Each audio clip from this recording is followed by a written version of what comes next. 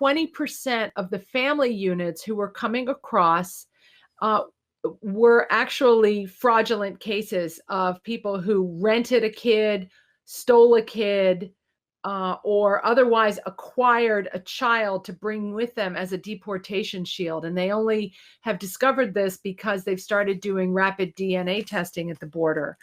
Wow.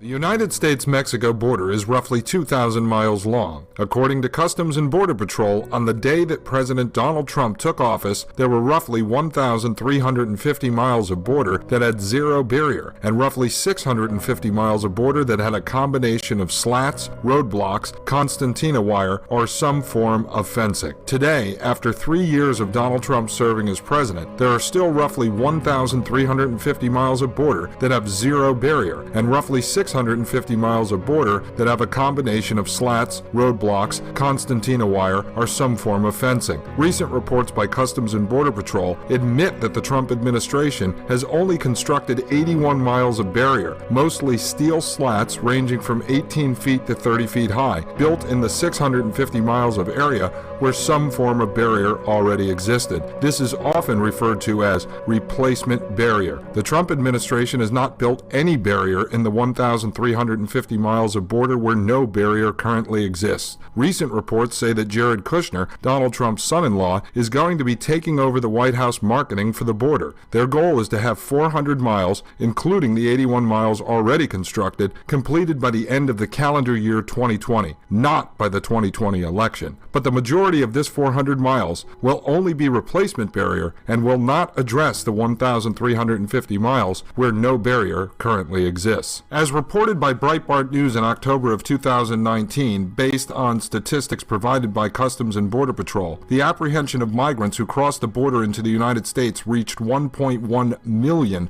during fiscal year 2019. More than 850,000 crossed into the United States illegally. Of those, nearly 500,000 of the migrants were family units. The apprehension of migrants illegally crossing the border is at the highest level since 2007, when agents apprehended 858,638. This is dangerous. We are being invaded. At Team Ducote, we have developed a solution. We are working with experts. We are working with Middle America to bring you the solution to invasion, which is war. W for Wall, a TerraBlock solution system which can be rapidly deployed across the 1,350 miles that currently have no barrier. TerraBlock tells us that they can provide the system for under $1 billion, and this can be deployed by the Army Corps of Engineers, who we are already paying. A for Alarm, a PID, P-I-D, Perimeter Intrusion Detection System, a smart technology which would allow Customs and Border Patrol agents as well as National Guard to know when someone is trying to breach the system. And R for Responders, Manpower. We propose a National Guard rapid response team placed every mile along the 1,350 miles we are addressing. A 6-man team working in 8-hour shifts, 3 shifts per day, would only be roughly 25,000 National Guard. We can stop this problem. President Trump can do this through an executive order. He can do this by deploying National Guard through federal command, and he can do this with the money that has already been allocated through the Department of Defense. At Team Ducote, we are looking to provide solutions to securing our border and securing our sovereignty. We will work with other veterans, law enforcement, angel families, and any other Americans willing to get on board with a solution-based proposal. This is an invasion. We will bring the war.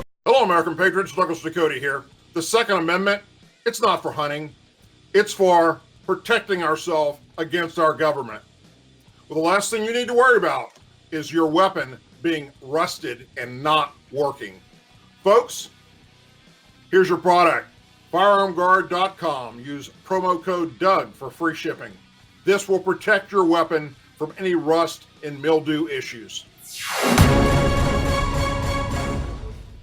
I, Douglas Ducote, an American patriot by the grace of God, do solemnly swear to support and defend the Constitution of the United States of America from enemies foreign and especially domestic. And welcome back. Folks, please welcome Jessica Vaughn. She serves as the Director of Policy Studies for the Center of Immigration Studies. Jessica, thank you so much for joining us.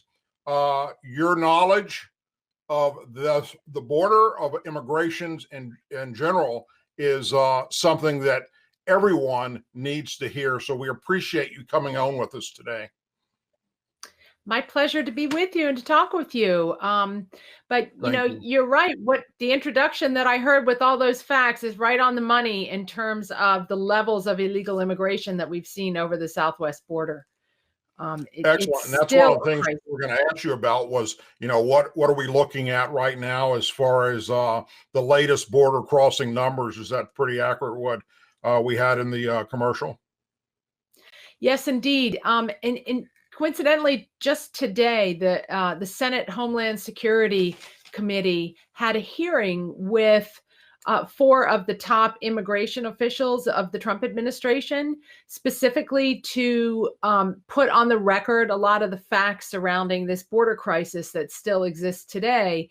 And it was stunning, the litany of numbers that they produced for this hearing, which I'd like to share with you, I think is Please. Exactly what you're looking for. Yes, indeed. What we heard today, the testimony was that more than 1 million people were apprehended crossing illegally into the United States last year, the 2019 fiscal year, which was up 68% over the year before. And the highest numbers on record of unaccompanied minors and family units coming in, most of them from Central America. One of the most disturbing statistics that they produce is, they caught more than 1 million people crossing illegally. They also estimate that at least 150,000 people were successful in entering the United States illegally. And those are not the families and kids. Those are the hardened criminals, drug traffickers, people that don't want to be caught by the Border Patrol so that they can make an asylum claim. They are able to enter because the Border Patrol is so distracted by what has gone on with the influx of family members and kids that they cannot patrol the border. Mark Morgan, who's currently the head of Customs and Border Protection, said that at certain points during this crisis, 50% of the Border Patrol agents who were on duty on a given shift actually had to leave their duty stations to process these families and kids, leaving a gaping hole in our security. So while they may be catching some of these individuals, and while the numbers have come down in the last 6 months because of the Trump administration's efforts, the number of an amount of drug seizures has gone up.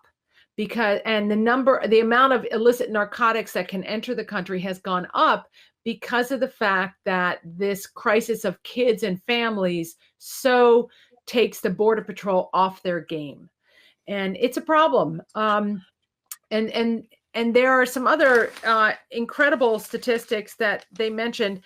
Something like 20% of the family units who were coming across were actually fraudulent cases of people who rented a kid, stole a kid, or otherwise acquired a child to bring with them as a deportation shield. And they only have discovered this because they've started doing rapid DNA testing at the border. Wow. They're doing a lot. What they're finding also is that they're getting good cooperation with Mexico, and that's one of the major reasons that they've been able to make progress, but it's still a big problem. The number of gang members that have been apprehended crossing illegally doubled in the last year. So this is, anybody. Yeah, and a lot of them are MS-13. A lot are other gangs from Central America, like 18th Street. And these catch and release is still very much in effect. They've apprehended something like 600,000 family units, but only about 55,000 of them were sent to Mexico to wait for asylum processing there. Most of these people were just allowed to enter and go on their merry way into the United States, coming to a town near you. And the Remain in Mexico policy is only in place in a couple of spots in Texas and New Mexico. And there are signs now, some reporting from the Wall Street Journal, that the smugglers have figured this out and they're now starting to funnel people through Arizona, and that's could become the next hot spot because they're nimble and not as nimble as our government. They're always going to be more nimble, but it's still that these officials were begging Congress to do something. They were saying, look, there's only so much we can do through executive authority. There's only so much we can count on Mexico to do. Mexico is not controlling the cartels. So Congress needs to give them the money and the legal tools to keep our country safe, because it is still a crisis. Oh yeah, 100%. Just today, right here in the area of Louisiana where I'm at on Interstate 10, which is a big corridor for drug trafficking once they get across the border. Typically for the drug trafficking over in this section of America, they're coming across the border with Texas. And a guy was stopped. He managed to get the 160 pounds of marijuana across the border onto a truck, and then they started transporting it. Now people say, oh, well, it's just marijuana. Okay. And we're legalizing that all over the place. Well, that's true. But this is just one bust in one location close to the border. What we've got many, many other drugs that are way more powerful that is escaping and managing to get across, that we just don't have the manpower down there to help stop it. What does Center for Immigration Studies, do y'all have any solutions that you're working with that that y'all believe could be helpful outside of, yes, we need more border agents and obviously we need more money for that, but is there anything in particular you guys have been talking about that that you think may be a help in the near future? Well, of course, we need more barriers at the border. There's no doubt about that. And the Border Patrol needs money. We need some changes to the law so that people are not so easily able to abuse our asylum system. And ICE needs more detention space. But really, we're never going to get control of this problem until the lure of job opportunities is taken care of. So we need more interior enforcement in the country, particularly to go after employers who are hiring illegal workers. We need to end the sanctuary policies that are giving people cover once they make it into the United States and prevent them from being removed by ICE. And we need to actually start removing more people.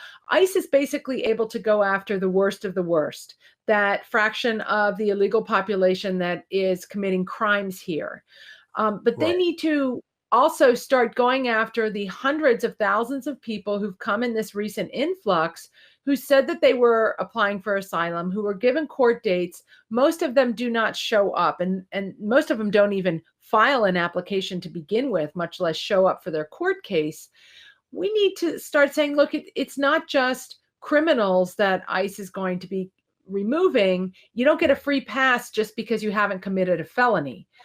They need to start enforcing the law against those individuals as well, and unapologetically, because the longer we allow them to stay here in our communities, the harder it gets to be politically to deal with this problem. And it's bound to be an enormous fiscal cost for taxpayers if we do not address this, and not, I mean, address through removal and denying job opportunities and driver's licenses and identity cards and so on, so that, not dealing with it by just throwing up our hands and enacting a mass amnesty, which is sometimes what Congress wants to do. Yes. Jessica, what do you think out of, let's say, 100 that are apprehended coming across the border, not at checkpoints? We're talking about trekking across, trying to get here illegally. Out of 100, what do you think the number are that's roughly that are actually people with criminal records that they're doing this because they can't come in any other way? Well, that's a good question. We don't know. Presumably, most of the so-called gotaways who entered successfully are more hardened criminals and individuals, as I said, who don't want to be caught. It's probably about 10% of the people being apprehended do have a criminal record. They on a daily basis, I get emails, press releases from the various local field offices of CBP and ICE about a gang member they've arrested, a convicted child molester that they've arrested at the border, somebody wanted for murder in Guatemala that they've arrested at the border. So it is a share that's probably somewhere between 8 and 10% of the people who are coming in. Gotcha. Look, thank you so much for sharing this with our listeners. What you guys are doing over there is wonderful. Please keep it up. And I hope that you will come back in the future and talk with us more as we work on this problem, as we try and address it, as we try and bring it to the forefront. This has to be something we believe that is the talk at everyone's dinner table. It's that important that we discuss, and share knowledge. Why is it that we are okay with having a lock on our door or locking our car, but we're not okay in a lot of cases with having border protection? So thank you for what you guys are doing. We appreciate it. You are a great American patriot. Well, thank you for what you're doing to educate Americans on this problem, and good luck with your trip and stay safe. Thank you so much.